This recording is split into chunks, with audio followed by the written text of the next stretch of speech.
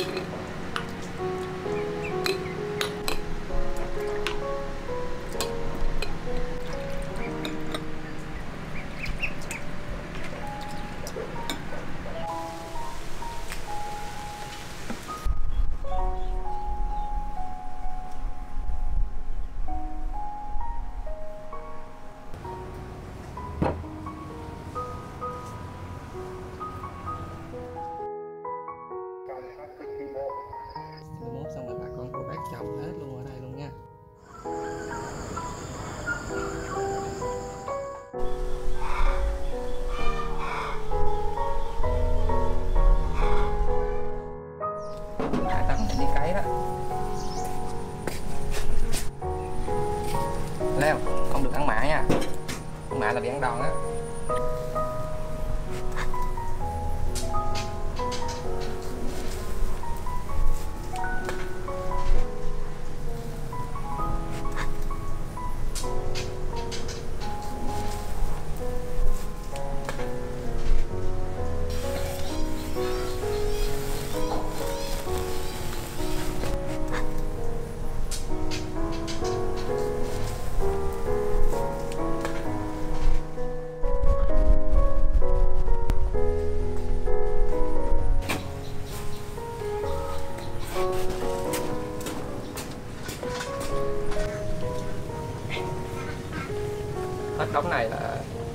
Còn 2 xe nữa về nha.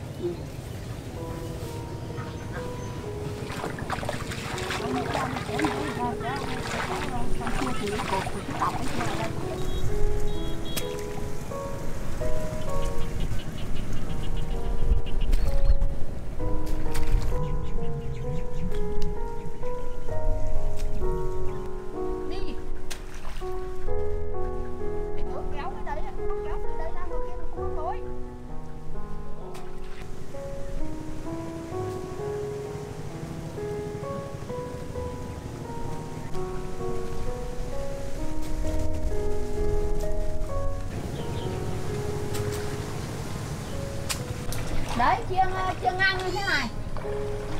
Chia đến đâu đứt đuôi đến đấy. Con để quán phóng thế. Đã xong chưa đấy? Gần xong rồi mẹ ơi. Vậy đi chia hết đi để là nghỉ. Cơm thôi.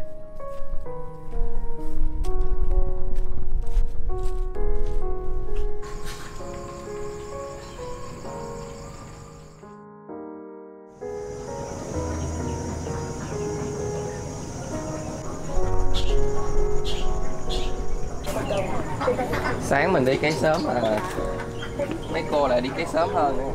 Sai luôn rồi.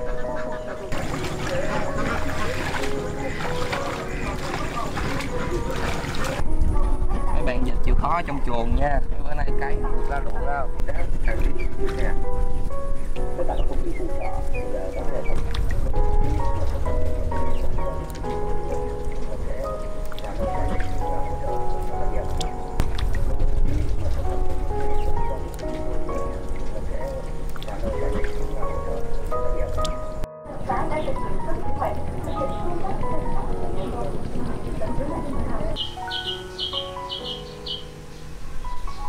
Này, chưa rồi thôi, nghỉ tay về cơm thôi.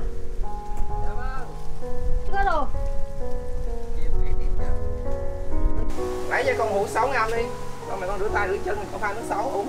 Ừ. Đây, mình nấu đây. Làm mọi người có.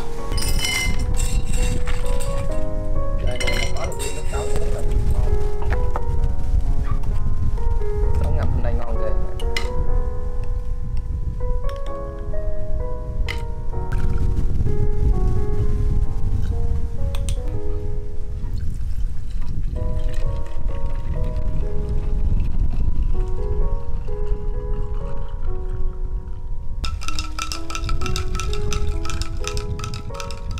Còn mấy ta đấy, uống đi. Đấy là đi cấy được sáng giờ cũng được công rồi cả nhà.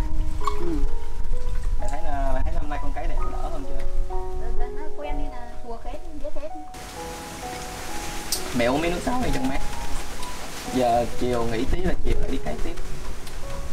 Chiều nay cấy nắng, nhưng may đi ra kia nó mát. Bắt đầu chiều cấy là bắt đầu nắng nha. Ra đây là cấy mát. Bây giờ mà cấy ở đây mà đông đầu ra thì thôi. Cứ dãy ngoài ngoài. Mai được nhà ấy là khách. Hôm nay trời cũng lắm gió nên là cấy nó cũng đỡ nhọc. Nếu mà trời đã nắng mà không gió cấy nhọc lắm.